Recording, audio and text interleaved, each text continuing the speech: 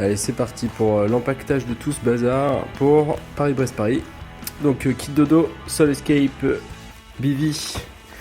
C'est un sac, c'est une couverture de survie avec un zip, hein, un peu élaboré. Dedans, je mets un masque pour les yeux. Je mets un mini oreiller gonflable à l'intérieur et des boules caisses. Voilà, ça c'est le kit dodo. Voilà, tout tient dans le sac. Alors, il y a évidemment des endroits pour dormir dans les bases de vie, dans des lits de camp, dans des énormes gymnases. D'après ce que j'ai vu dans les forums, les gens ronflent pas mal et les lits sont payants.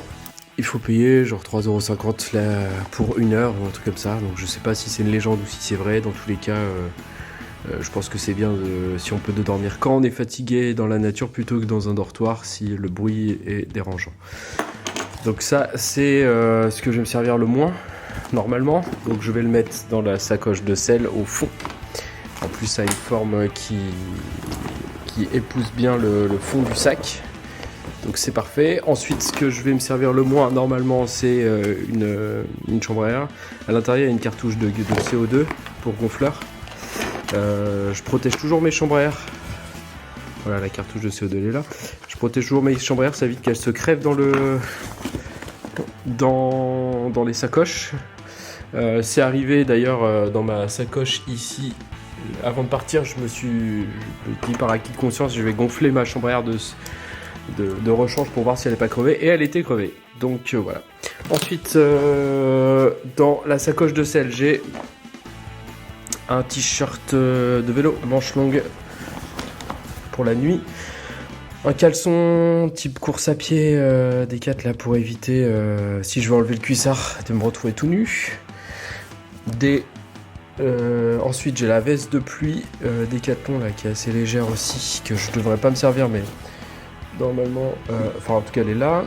Ensuite j'ai les choses pour les bras, les manchettes, les jambières qui me permettent de transformer un cuissard court en cuissard long.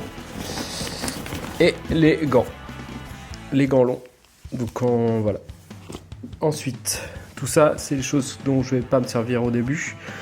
J'ai un bonnet de mon club de triathlon. Et donc ce bonnet-là, il est noir et il est assez. Je peux le mettre sous le casque de vélo et il est assez long pour me cacher les yeux aussi et les oreilles. Donc voilà. J'ai un tour de cou. Voilà, avec un truc pour respirer, enfin bref, pour me cacher la nuque en cas de soleil ou la nuit. Donc tout ça, hop, dans la sacoche de sel.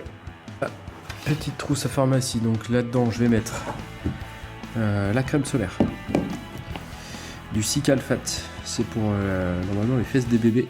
Donc ça c'est en cas de pépins au derrière, on peut réparer la peau, du Labello. Enfin, un baume pour les lèvres, Ventoline parce que des fois j'ai de l'asthme à l'effort, paquet de mouchoirs, à l'intérieur j'ai des petites lingettes à l'alcool pour désinfecter, puis quelques pansements, en cas d'égratignure, gel, enfin crème cuissard, crème chamois, que j'utilise pas mal. Voilà, donc tout ça, ça va dans le petit sac et hop, dans la sacoche de sel aussi. Le kit hygiène, assez rudimentaire, des lentilles. Je porte des lentilles que à droite, un couteau qui fait pince parce que pour enlever la valve du tubeless ou pour resserrer l'obus, une pince c'est très pratique. Un couteau qui est un peu plus long mais qui est vraiment minuscule, qui permet de couper du pain par exemple. L'autre c'est plus pour le bricolage. Et une cuillère, une brosse à dents avec le manche coupé.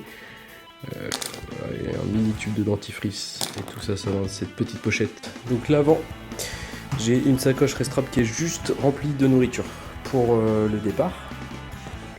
Elle va se vider au fur et à mesure normalement, si tout va bien. Et sur le côté, j'ai le petit sac, toujours le petit sac Décathlon là, à 2€, là, qui permet de sac à dos, qui permet de prendre des trucs si on veut rajouter, je sais pas moi, une bouteille d'eau par exemple, un truc sur le dos temporaire. La sonnette, porte GPS, deuxième porte GPS sur les prolongateurs, un élastique pour ça, je peux caler un sandwich entre les prolongateurs, support de téléphone.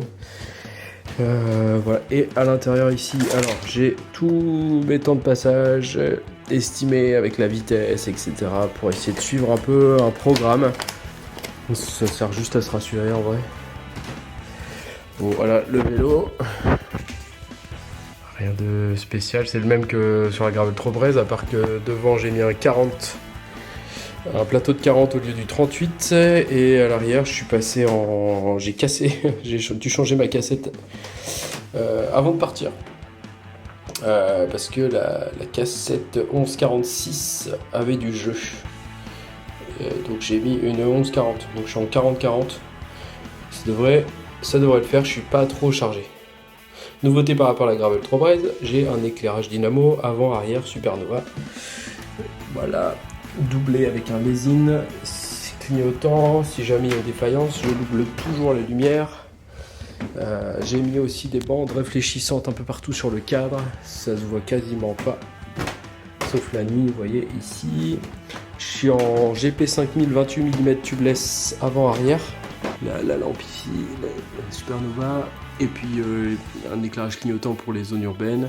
J'ai aussi un éclairage, toujours le même système, hein, l'éclairage sur le casque, qui est une lampe frontale Petzl amovible, que j'enlève le jour et que je clipse sur mon casque la nuit.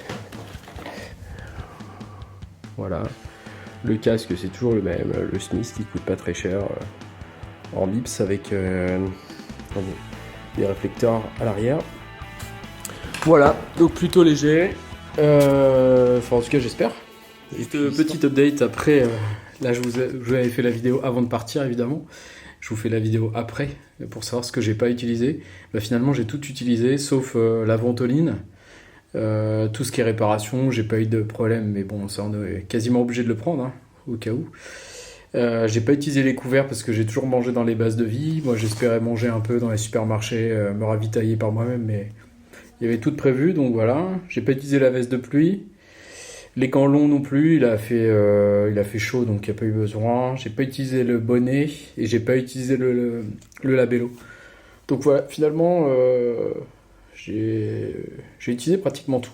Un autre truc qui était vachement bien, c'était j'avais laissé à Brest, avant l'épreuve, j'avais laissé un cuissard, enfin une tenue complète à un ami, donc j'ai pu me changer. Pareil à Mortagne. Donc je me suis changé totalement de cuissard, de maillot, de chaussettes, de sous-maillot. Au final, j'en ai utilisé trois tenues différentes pour 3 jours. Voilà, c'est tout pour le matériel.